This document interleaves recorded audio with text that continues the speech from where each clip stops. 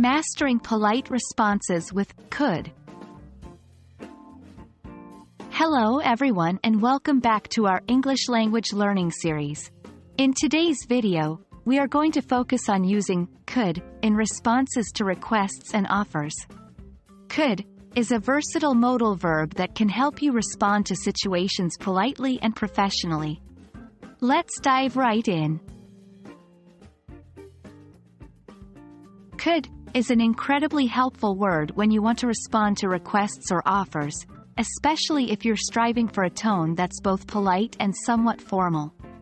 You may hear could used in these situations often, particularly in business or professional settings. Let's see an example. Request: could you help me with this report? Response: yes, I could do that after lunch. In this example, we used could to show that we have the ability to fulfill the request. Could often suggests a condition, like something else needs to happen first, in this case, after lunch. When it comes to denying requests or declining offers, could can help you soften the blow. Using could not, or its contraction, couldn't, expresses inability to fulfill a request or accept an offer in a polite way. Here's an example. Request: could you lend me your car tomorrow? Response: I'm sorry, I couldn't. I have an important meeting to attend.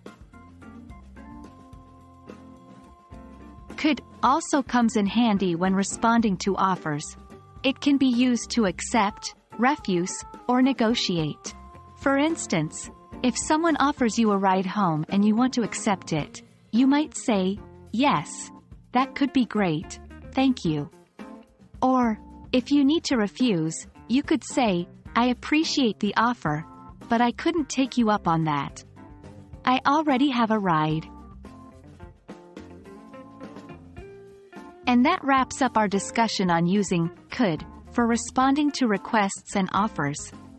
It's a handy modal verb that can add a layer of politeness and professionalism to your responses.